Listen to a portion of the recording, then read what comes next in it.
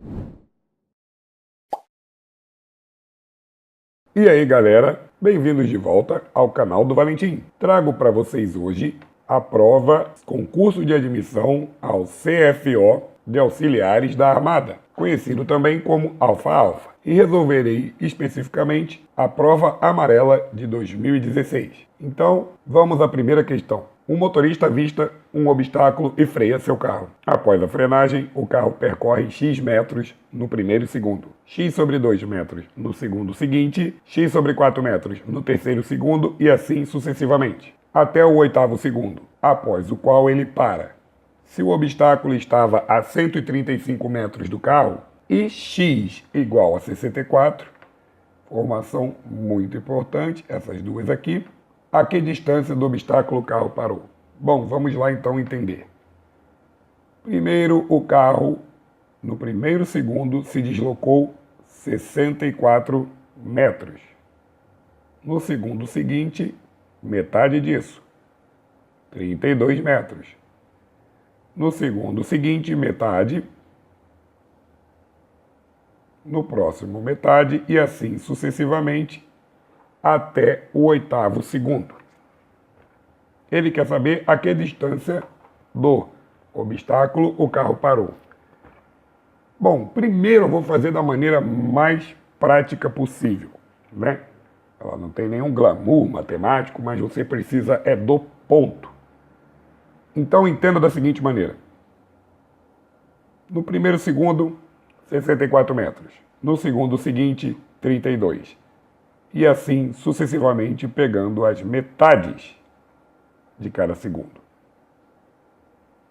São exatamente 8 metades, porque 8 segundos. Se você somar tudo isso, você terá aqui 5,12, 20, 24, 26, 27. Sobe 2, 12. 127,5 metros. O que significa isso? Que ele parou depois de 127,5 metros. E para saber a resposta, pegamos a distância do objeto, obstáculo, anteparo, seja lá o que for, e subtraímos 127,5. Com isso, teremos que você parou 7,5 metros antes da colisão. Fazer assim não existe problema nenhum. Você precisa do ponto. Você não precisa fazer bonito ou fazer feio. Você precisa fazer certo. Agora eu vou fazer com a fórmula da progressão geométrica, que pode ser útil numa outra questão. Soma dos 8 termos de uma progressão geométrica. Por que é uma progressão geométrica? Porque você tem a metade de cada termo. Na progressão geométrica, você tem um termo a partir do produto do anterior com uma razão. Ou seja, a razão em questão aqui é meio. E a fórmula diz que a soma dos 8 termos de uma progressão geométrica é igual ao primeiro termo que multiplica a razão elevado ao número de termos menos 1 sobre a razão menos 1. Então, a soma dos 8 termos é o primeiro termo, que é 64, que multiplica a razão, que é meio elevado a 8, menos 1, sobre a razão, que é meio, menos 1. Continuando aqui esse cálculo, temos que 64, que multiplica meio elevado a 8, é 1 sobre 256, menos 1 sobre meio menos 1 é menos meio. Continuando, então, a soma dos 8 termos dessa progressão geométrica, PG, é 64, que multiplica 1 sobre 256 menos 1. Você, multiplica aqui o 256 por 1, e aí você teria 1 menos 256 sobre o próprio 256, sobre menos meio. O que eu tenho aqui, então? Eu tenho que 64, que multiplica menos 255 sobre 256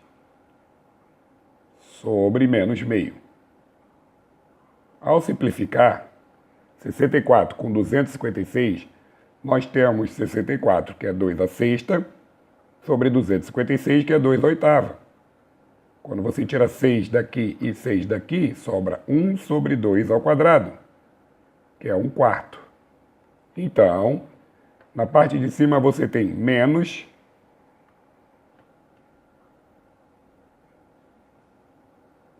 255 sobre 4. Menos 255 sobre 4. E embaixo você tem menos meio. Regra de sinal para divisão é a mesma da multiplicação. Sinais iguais, positivo, ou seja, menos com menos, mais. Repete a primeira e multiplica pelo inverso da segunda. Simplificando 2 com 4, 1 sobre 2. Ou seja, 255 sobre 2, que dá 127,5. Exatamente o mesmo valor que nós havíamos achado de uma maneira bem rápida. Isso indica que nós paramos 7,5 metros antes do obstáculo. A maneira que você preferir fazer não importa. O importante é levar o ponto para casa. Vamos à próxima questão. Considere o paralelepípedo reto retângulo de bases ABCD e EFGH sendo AB igual a 6, AD de dado igual a AE igual a 4 centímetros. Vamos entender isso. Paralelepípedo é uma caixa, né? Ele tem a forma de uma caixa de sapato. Ele é reto, ou seja, ele tem 90 graus nos seus ângulos. As faces são paralelas e ele não tem a obrigatoriedade das arestas serem iguais, né? Por isso, ele não é um cubo, ele é um paralelepípedo. E eu adiantei o desenho aqui justamente para que a gente pudesse focar no que a questão quer. AB mede 6 centímetros. AD de dado e AE medem 4, ou seja, AD de dado, que é o mesmo que BC, e o AE medem 4 centímetros. Considere também um cubo em que qualquer uma de suas faces mede ou tem 9 centímetros quadrados. Vamos entender o que é isso. Um cubo ele é formado, todas as suas faces, por quadrados. E a questão diz que a área de cada quadrado tem 9 centímetros quadrados. Ou seja, a aresta mede 3, pois 3 vezes 3, 9. Ou seja, comprimento, altura e largura medem 3 centímetros. Com isso, ele quer a diferença entre os volumes deste sólido. Vamos ver o volume 1, que é comprimento vezes largura vezes altura. 6 vezes 4 vezes 4. Que dá 6 vezes 4, 24, vezes 4, 96 centímetros. Cúbicos, porque agora é volume. Volume da figura 2, 3 vezes 3 vezes 3, que dá 27 centímetros cúbicos. A diferença, então, você pega 96 e subtrai 27, que dá 69 centímetros cúbicos. Letra E. Com isso, vamos à próxima questão. Bom, uma questão que envolve ciclo trigonométrico. Vamos entender o que é o quê? Eu adiantei um ciclo trigonométrico aqui, né, onde o eixo horizontal se trata do cosseno, dos valores do cosseno, o eixo vertical trata dos valores do seno e ele gira em sentido anti-horário, ou seja, começa no 0, 90, 180, 270, 360 graus. Esse ciclo trigonométrico aqui, ele vai servir para a gente entender muito rápido quanto vale, por exemplo, cosseno de 180 graus. O 180 graus está exatamente no início, né, da reta dos cossenos aqui, que vai de menos 1 a 1, ou seja, cosseno de 180 graus, menos 1. Já vou falar sobre essa situação aqui, quadrado da diferença. Vamos nos ângulos. Seno de 270. O 270 está no início aqui dos valores do seno, ou seja, menos 1. Menos 1. Cosseno de zero. Cosseno de zero está no final aqui dos valores do cosseno, ou seja, 1.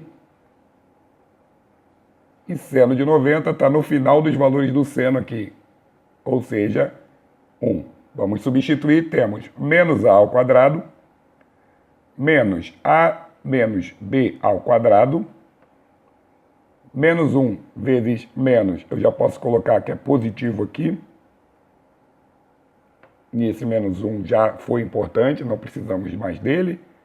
E mais 2AB vezes 1 é o próprio 2AB. Né? Só para quem olhar aqui, entender que esse menos 1 impacta diretamente nesse sinal de negativo aqui do início. Tudo isso sobre 1 vezes B ao quadrado, o próprio. Vamos entender agora o que nós temos. Essa situação aqui é o que a gente chama de quadrado da diferença. É o que chamamos de produto notável. Vou colocar o link na descrição desse vídeo que dá a aula sobre produtos notáveis. Você sabe como fazer, da onde ele vem, para todo mundo aí que tiver esquecido. Então, temos que menos a ao quadrado mais quadrado do primeiro, menos 2 vezes o primeiro vezes o segundo, mais o quadrado do segundo, mais 2AB sobre B ao quadrado. Com isso, teremos que cortar aqui os simétricos, ou seja, mesmo valor de sinais contrários. Menos 2AB com mais 2AB. E, para sua alegria, sobrou na parte de cima B ao quadrado e na parte de baixo B ao quadrado. E quando você divide valores iguais, o resultado não pode ser outro além de 1. Né? Com exceção do 0 sobre 0, é claro. Com isso, letra C. Muito bem. Vamos seguir agora para a próxima questão. Questãozinha boa aqui de intervalo. Tem o conjunto A e o conjunto B. Vamos entender o que são esses conjuntos. Dados os conjuntos A igual a x pertencente aos números reais, tal que x é maior que menos 3 e menor ou igual a 5. E B igual a x pertence aos reais, tal que x é maior ou igual a 0 e menor que 3. Determine a soma de todos os inteiros pertencentes ao conjunto A tira B, ou seja, eu vou pegar o conjunto A e vou tirar todos os elementos do conjunto B. E com a importância que ele quer a soma de todos os inteiros. Soma de todos os inteiros. Vamos nessa. Eu fiz esse esquema aqui para adiantar o entendimento. Esse vai representar o conjunto A, esse vai representar o conjunto B e esse vai representar a diferença de A com B. No conjunto A, temos que o x é maior que menos 3 e menor que 5. Menor ou igual a 5. Vocês vão entender por que essas bolinhas estão aqui. Quando ele diz que o x é maior que 3, o menos 3 não pertence a este conjunto. São todos os valores imediatamente após o menos 3. Porém, quando ele bota que é menor ou igual a 5, significa que ele para exatamente no 5. Ou seja, são todos os valores imediatamente após o menos 3 e para no 5. Muito bem. Agora, o B, a posição das bolinhas é fundamental. Por quê? X é maior ou igual a 0. O 0 ele não pode vir antes do menos 3. Por isso que eu coloquei a parte da direita. Então, aqui vai o 0. Então, o x é maior ou igual a 0, a bolinha é chamada de fechada ou pintada, tanto faz, e menor que 3. Porém, o 3 não faz parte. Significa que o 3 eu coloquei antes do 5, como podem observar, né? Porque tem que acompanhar a ordem crescente dos elementos. Já o conjunto A tira B é todo o conjunto A com exceção do conjunto B, que é representado por todos esses valores aqui. Com isso, nós pegamos o conjunto A e tiramos o conjunto B, lá de cima. Nós vamos apagar essa parte aqui. Quando isso acontecer, olha o que nós teremos. O menos 3 eu não tirei e também não tinha, continua aberto. Esses valores aqui, que eu vou marcar de verde, não foram retirados pelo B. Esses valores aqui em verde. Então, eles continuam aqui, na resposta. Agora, eu lhes pergunto, se o 0 está pintado, significa que ele pertence ao conjunto B. E se ele pertence ao conjunto B, eu devo tirá-lo do conjunto A. Ou seja, não vai ter 0 na resposta. Bolinha aberta. Mesmo pensamento aqui, desse lado. O 3 não pertence ao conjunto B, ou seja, não vou retirá-lo do conjunto A. Portanto, bolinha fechada. O 5 mantém. Eu quero a soma de todos os inteiros pertencentes ao conjunto A tira B, ou seja, a partir do menos 3 e antes do 0, e do 3 inclusive até o 5 inclusive. Então, na solução, pertencente aos inteiros, é claro, teremos o menos 3 não, menos 2 sim, menos 1 sim, 0 não, aí vem por 3, 3 sim, 4 sim e 5 sim.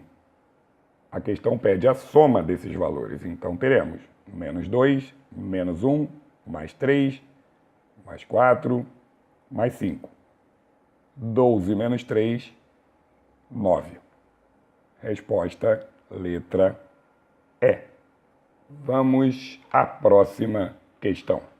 Um articulista escreveu em um certo dia as 20 primeiras linhas de um artigo. A partir deste dia, ele escreveu em cada dia tantas linhas quanto havia escrito no dia anterior, mais 5 linhas. O artigo tem 17 páginas, cada uma com exatamente 25 linhas. Sendo assim, ao terminar de escrever o artigo, ele trabalhou. Vamos entender o que aconteceu. Então ele está escrevendo assim, 20 no primeiro dia, 25 no segundo dia, 30 no terceiro dia, 35 e assim sucessivamente. Só que ele tem que escrever um total de 17 páginas com 25 linhas cada página, que dá 425 linhas no total. É um caso de progressão aritmética, onde você tem o primeiro termo 20 e a razão, que é de quanto em quanto aumenta, igual a 5. Com isso, nós faremos a soma dos n termos de uma progressão aritmética até chegarmos a 425. Bom, tem uma forma de fazer que é você pegar e ir somando 20, 25, 30, 35, 40, 45, até dar 425. Não é muito aconselhável, porque você vai demorar bastante, né? Vamos entender da seguinte forma. Termo geral da PA diz que AN é igual ao primeiro termo mais n menos 1 vezes a razão. Ou seja, o enésimo termo é igual ao primeiro, neste caso aqui 20, mais o número de termos que você não sabe, menos 1 vezes a razão, que é 5. Com isso, teremos que o enésimo termo é 20 mais 5n menos 5. Com isso, o enésimo termo é 20 menos 5, 15, mais 5n. E para que precisaremos disso? Porque agora eu vou na soma dos termos da progressão aritmética, que diz que soma dos n termos é igual a A1 mais AN vezes o número de termos dividido por 2. Ou seja, o primeiro mais o último vezes o número de termos divididos por 2. E esta soma vai ter que dar 425.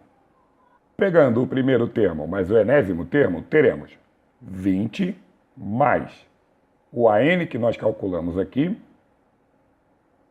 15 mais 5N, vezes o número de termos que não sabemos, igual a, vou multiplicar cruzado, 2 vezes 425, que dá 850. Deste lado aqui, teremos que 35 mais N mais 5N, 5N, vezes N, igual a 850. Aonde isso nos traz? Nos traz numa equação de segundo grau. Vamos lá? 35 vezes N é 35N. 5N vezes 5N é 5N ao quadrado. E o 850 é o próprio. Organizando para ficar de uma maneira mais amigável, temos que 5N ao quadrado mais 35N menos 850 igual a zero. Bom, dá para resolver assim? Dá, mas todos ali são múltiplos de 5. Então, se eu dividir a linha toda por 5, ficaria n ao quadrado mais 7n menos 170 igual a zero. Posso fazer por Bhaskara, que é a questão do delta e tudo mais, mas eu vou resolver por soma e produto, para vocês entenderem como é prático. Soma das raízes, quando o a da equação, o coeficiente do n ao quadrado, for 1, a soma é o b de sinal contrário, ou seja, menos 7, e o produto é o c do jeito que ele estiver, menos 170. Nesse caso, eu optei por fazer soma e produto porque estava bastante evidente que produto que dá 170 e a soma 7, você começa primeiro pelo produto. Ou seja, dois valores que multiplicados dão 170. Que tal o 17 e o 10? Porque 17 vezes 10 dá 170. Agora, a soma dá 27. Mas e a diferença? A diferença dá 7. Para que a diferença dê menos 7, o sinal negativo tem que pertencer ao menos 17. Ou seja, senhores e senhoras, as raízes são menos 17 e 10. Por quê? Menos 17 vezes 10, menos 170. Menos 17 mais 10, menos 7. Mesmo assim, não nos serve o menos 17. Não só pelo fato de ser negativo, mas eu estou trabalhando com n, que é número de dias aqui, que ele está escrevendo as linhas. Não teria como termos menos 17 dias. Com isso, a resposta é a letra B de bola.